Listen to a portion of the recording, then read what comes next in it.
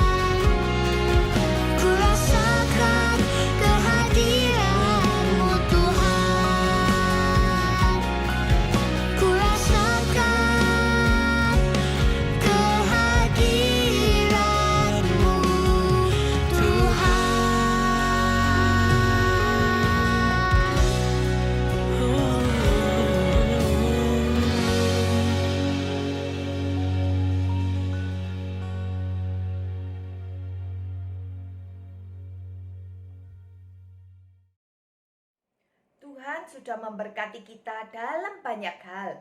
Ketika Tuhan sudah memberkati papa mama kita, sudah memberikan kita tubuh yang sehat, hati yang penuh sukacita, maka kita wajib mengucap syukur kepada Tuhan.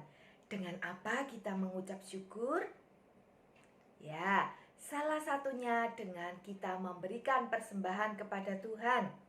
Adik-adik, hari ini Lose mengajak kalian untuk memberikan persembahan dengan mengumpulkan uang persembahan di dalam dompet yang pernah dibagikan oleh Lose. Ya, ayo kita mengumpulkan persembahan, kita memujikan sebuah pujian yang berjudul Bawa Persembahanmu.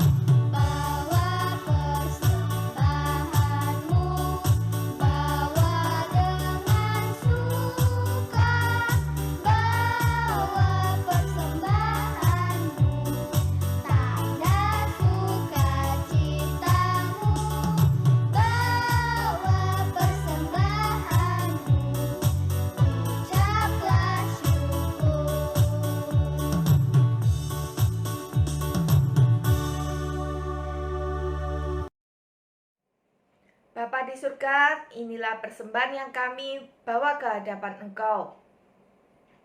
Tuhan, kami mengucap syukur karena Tuhan selalu memberkati keluarga kami, memberkati papa mama kami, juga memberkati kami semua dengan tubuh yang sehat dan hati yang penuh sukacita.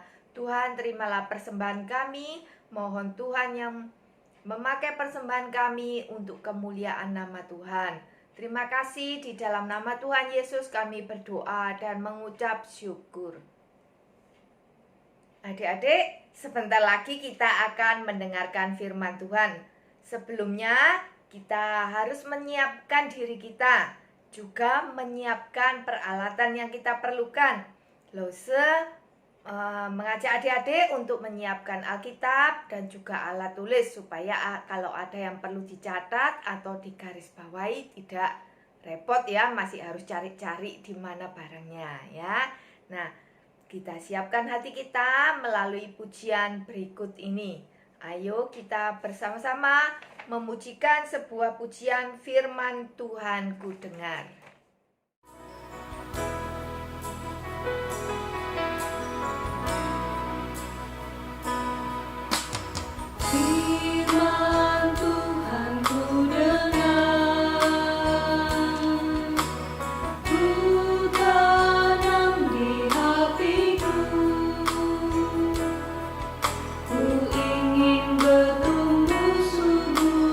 Berbuah lebat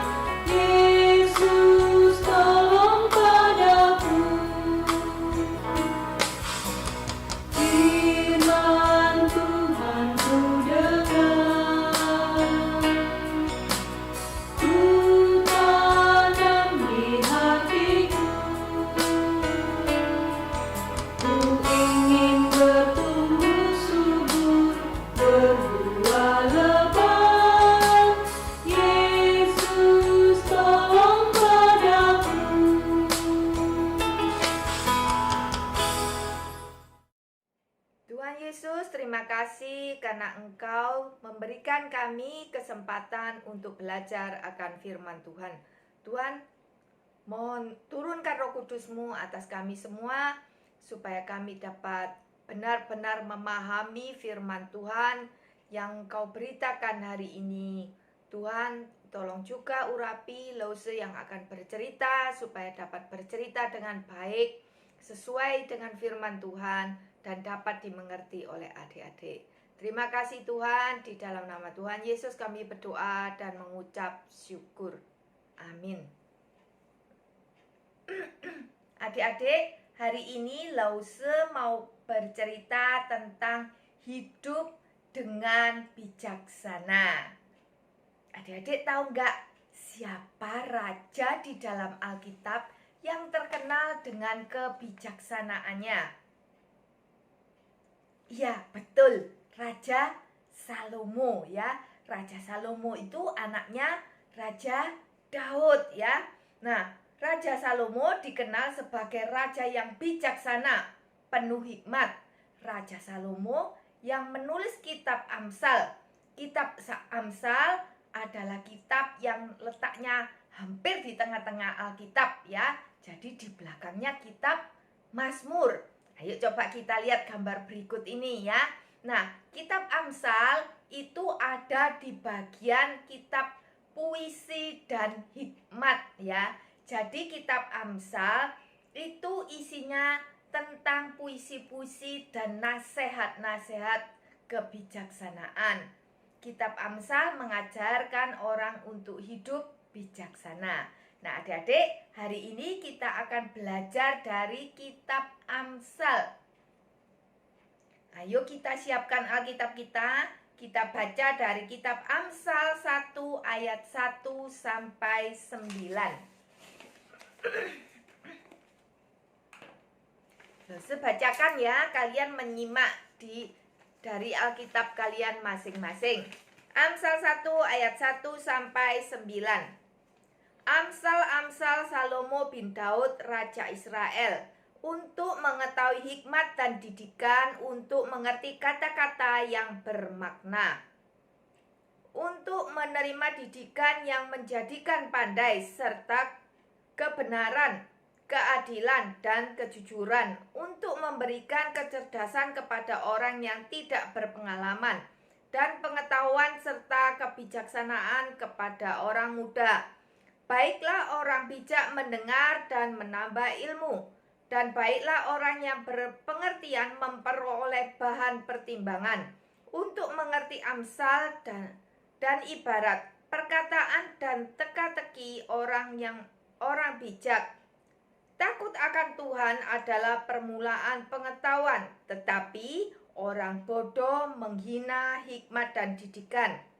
Hai anakku, dengarkanlah didikan ayahmu, dan jangan menyia-nyiakan ajaran ibumu, sebab karangan bunga yang indah itu bagi kepalamu dan suatu kalung bagi lehermu. Nah, adik-adik, dari bacaan yang kita baca tadi, kita dapat mengerti mengapa kita harus belajar kitab Amsal. Ya, apa tujuan dari kita mempelajari kitab Amsal? Ayo kita lihat di ayat 2 yang kita baca tadi. Di situ dikatakan untuk mengetahui hikmat dan didikan, untuk mengerti kata-kata yang bermakna ya. Jadi dengan mempelajari Amsal maka kita itu seperti belajar ya. Didikan itu berarti belajar ya, dididik ya. Dan untuk mengetahui kata-kata yang bermakna. Di ayat 3 dikatakan untuk menjadikan pandai ya. Siapa yang tidak mau pandai? Semua orang pasti mau pandai ya. Dengan belajar kitab Amsal maka kita akan menjadi pandai, mengerti kebenaran, keadilan, dan kejujuran. Di ayat 4 dituliskan dapat memberikan kecerdasan kepada orang yang tidak berpengalaman. Tidak berpengalaman itu artinya orang muda ya. Maksudnya tidak berpengalaman karena kita masih belum mengalami sesuatu hal. Kalau sudah tua pasti sudah banyak mengalami banyak hal, maka dikatakan berpengalaman ya. Nah, kemudian di ayat 7 berkata, tetapi orang bodoh menghina hikmat dan didikan. Waduh, siapa yang mau bodoh? Wah, enggak ada. Pasti semua anak mau bodoh ya. Karena itu, supaya tidak menjadi bodoh, maka harus belajar akan hikmat dan menerima didikan ya. Nah, di ayat 9 itu ditulis, sebab karangan bunga yang indah itu bagi kepalamu. Adik-adik, zaman dahulu namanya karangan bunga ya, digalungkan itu adalah penghargaan atau hadiah ya. Jadi beda ya hadiahnya, zaman sekarang kan biasanya barang-barang ya. Nah, zaman dahulu itu hadiah itu berupa karangan bunga. Ayo, siapa yang mau hadiah? Nah, hadiah itu diberikan kepada siapa ya? Diberikan kepada orang yang tercantum di dalam ayat 8. Ayo kita lihat. Hai anakku, dengarkanlah didikan ayahmu dan janganlah menyia-nyiakan ajaran ibumu. Nah, hadiah dan penghargaan itu diberikan kepada anak-anak yang patuh pada ayah dan ibunya. Nah, kemudian di dalam kitab Amsal itu banyak sekali nasihat-nasihat Tuhan kepada kita ya. Ayo kita lihat dalam kitab Amsal 3 ayat 5 sampai 8. Amsal 3 ayat 5 sampai 8. Terus bacakan ya. Percayalah kepada Tuhan dengan segenap hatimu dan jangan bersandar kepada pengertianmu sendiri. Akuilah Dia dalam segala lakumu, maka Ia akan meluruskan jalanmu. Janganlah engkau menganggap dirimu sendiri bijak. Takutlah akan Tuhan dan jauhilah kejahatan. Itulah yang akan menyembuhkan tubuhmu dan menyegarkan tulang-tulangmu.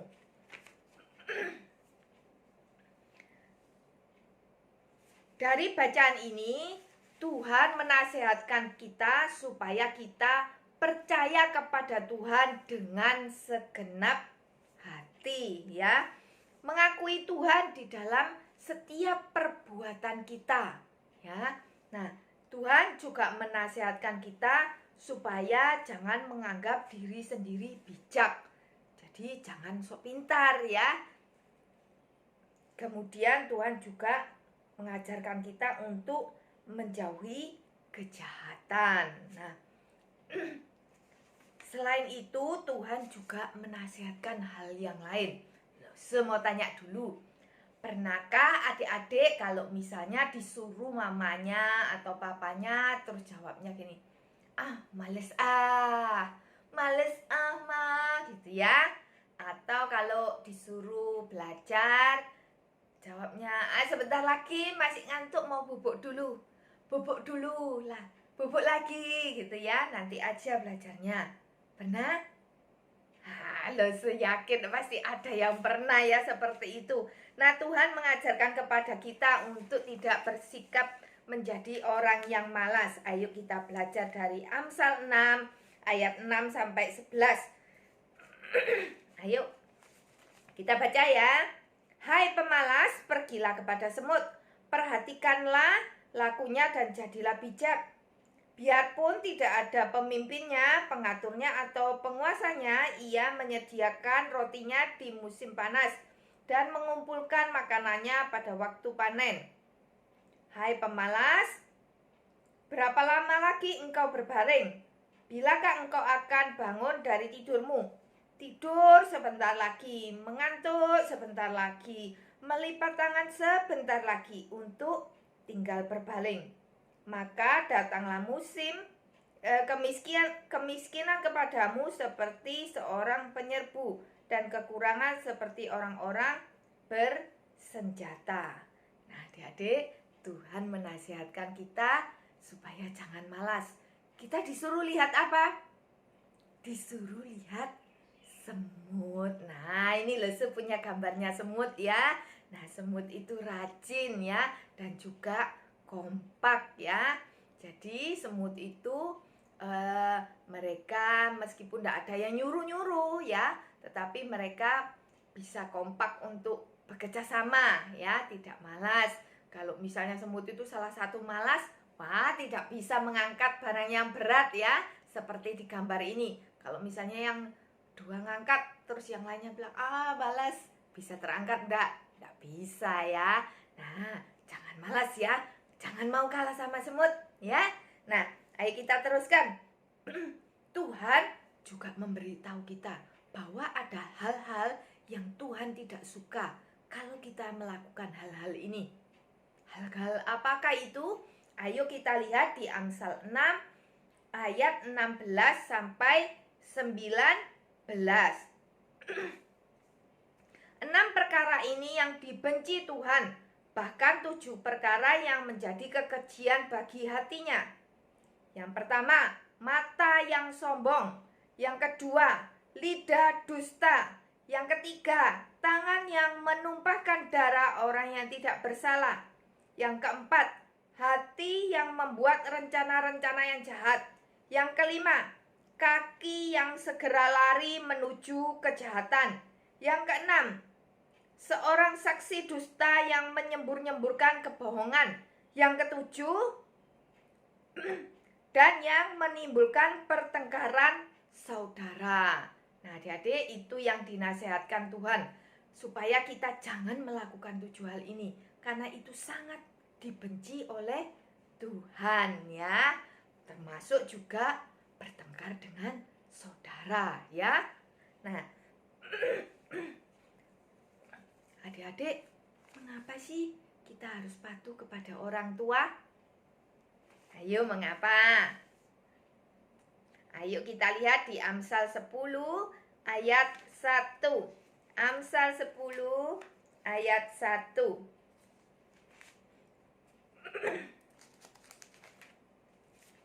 Amsal 10 ayat 1. Amsal Salomo. Anak yang bijak mendatangkan sukacita kepada ayahnya, tetapi anak yang bebal menjadi kedukaan bagi ibunya. Nah, kalau kalian tidak patuh, orang tua pasti akan sedih. Ayo kita lihat dari nasihat yang lain ya. Dari Amsal 29 ayat 15. Tongkat dan teguran mendatangkan hikmat, tetapi anak yang dibiarkan mempermalukan ibunya ya. Jadi kalau misalnya papa mama kalian menegur kalian, bahkan mungkin sesekali memukul kalian, bukan karena papa mama kalian itu benci ya, tetapi mau kalian untuk menjadi anak-anak yang berhikmat ya. Nah, ayo kita belajar lagi apa yang ada di kitab Amsal. Kitab Amsal juga mengajarkan kita bagaimana kita menjadi teman yang baik ya. Ayo kita lihat di Amsal 11 ayat 12 dan 13. Amsal 11 ayat 12 dan 13.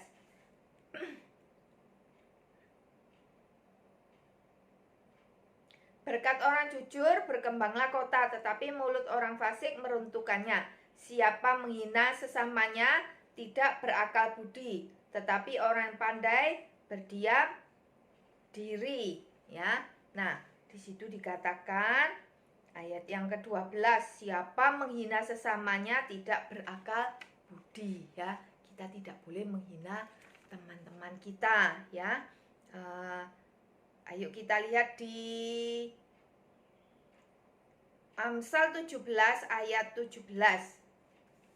Hari ini kita banyak buka-buka Alkitab ya, supaya kita tahu kitab Amsal itu isinya apa aja. Amsal 17 ayat 17. Seorang sahabat menaruh kasih setiap waktu dan menjadi saudara dalam kesukaran. Nah, saya yakin adik-adik pasti punya sahabat ya, teman yang akrab. Teman yang akrab itu mengasihi kalian ya, juga akan menolong kalian ketika kalian ada di dalam kesukaran. Sahabat itu adalah teman yang ada di dalam suka dan duka ya. Nah, kita juga belajar untuk saling peduli. Amsal juga mengajarkan kita untuk saling peduli. Ayo kita lihat dari Amsal 14. Amsal 14 ayat 21. Siapa menghina sesamanya berbuat dosa, tetapi berbahagialah orang yang menaruh belas kasihan kepada orang yang menderita. Nah, Tuhan melalui Amsal menasihatkan kita supaya kita juga peduli akan sesama kita, ya. Kita harus menolong orang yang menderita. Ya. Bahkan Tuhan bilang kalau kita menghina sesama kita itu adalah dosa, ya. Jadi jangan menghina teman, ya. Jangan mengolok-olok, jangan mengejek, ya. Karena itu adalah dosa. Nah, adik-adik, kita mempelajari kitab Amsal. Karena kitab Amsal itu menolong kita untuk mengenal Allah. Menolong kita dalam membuat pilihan sehari-hari untuk menyenangkan hati Tuhan. Menyenangkan hati Tuhan itu maksudnya apa? Supaya kita tidak berdosa kepada Tuhan, ya. Hidup yang bijaksana itu sebetulnya memang tidak gampang, ya. Gampang enggak jadi orang bijaksana? Gak gampang, ya. Nah, kenapa? Karena manusia itu sudah jatuh ke dalam dosa dan memiliki keinginan hidup dengan caranya sendiri, ya. Manusia itu sering memiliki keinginan-keinginan yang akhirnya itu membuat kita berdosa. Contohnya, keinginan untuk malas, ya. Aduh, tidur sebentar lagi, ya. Aduh, nanti aja, ya. Atau bahkan keinginan untuk menentang perkataan atau tidak patuh kepada orang tua, ya. Itu salah satu contohnya. Tetapi di dalam Alkitab kita melihat banyak sekali orang-orang itu gagal di dalam untuk menyenangkan hati Tuhan. Sehingga kita membutuhkan juru selamat untuk mengubah kita supaya kita menjadi sempurna seperti Kristus, ya. Adik-adik, apakah kita memerlukan hikmat? Perlu enggak? Jawabnya iya, setiap kita itu memerlukan hikmat. Karena hikmat akan menolong kita untuk hidup dan mendapat berkat dari Tuhan serta pertolongan pada waktu yang dibutuhkan, ya. Orang itu memerlukan hikmat karena akan membantu kita untuk hidup dalam pertolongan Tuhan di dalam waktu yang dibutuhkan. Mengapa kita perlu menjadi bijaksana? Mengapa kita perlu menjadi bijaksana? Karena dengan bijaksana maka kita dapat menentukan apa yang harus kita lakukan. Ini baik atau tidak, ya? Kalau baik maka harus kita lakukan. Tapi kalau tidak baik, tidak perlu kita lakukan, harus kita hindari. Nah, adik-adik, hidup yang bijaksana itu adalah hidup yang menggunakan akal budi, pandai, dan berhati-hati serta memiliki sikap yang dapat menentukan dengan tepat dalam menentukan keadaan dan peristiwa, ya. Ulangi lagi. Bijaksana artinya Menggunakan akal budi, pandai dan berhati-hati. Sikap bijaksana adalah sikap yang tepat dalam menyikapi sikap, keadaan, dan peristiwa. Adik-adik, hari ini kita sudah belajar bagaimana hidup dengan bijaksana ya. Lose harap adik-adik dan Lose dapat hidup dengan bijaksana dan menyenangkan hati Tuhan ya. Dengan bijaksana maka kita akan terhindar dari perbuatan-perbuatan yang membuat Tuhan sedih ya. Nah, adik-adik, demikian firman Tuhan hari ini. Lose berharap adik-adik dapat melakukan di dalam kehidupan kita sehari-hari. Ayo kita berdoa. Tuhan Yesus, terima kasih karena hari ini kita sudah belajar firman Tuhan. Tuhan, tolonglah supaya kami yang sudah mendengarkan firman Tuhan dapat melakukan di dalam kehidupan kami sehari-hari. Kami dapat memilih yang mana yang baik untuk dilakukan, mana yang tidak baik, dan kami dapat menentukan sikap kami. Tuhan, terima kasih, di dalam nama Tuhan Yesus kami berdoa dan mengucap syukur. Amin. Adik-adik, demikian ibadah kita hari ini. Tuhan Yesus memberkati. Happy Sunday. Sampai jumpa lagi.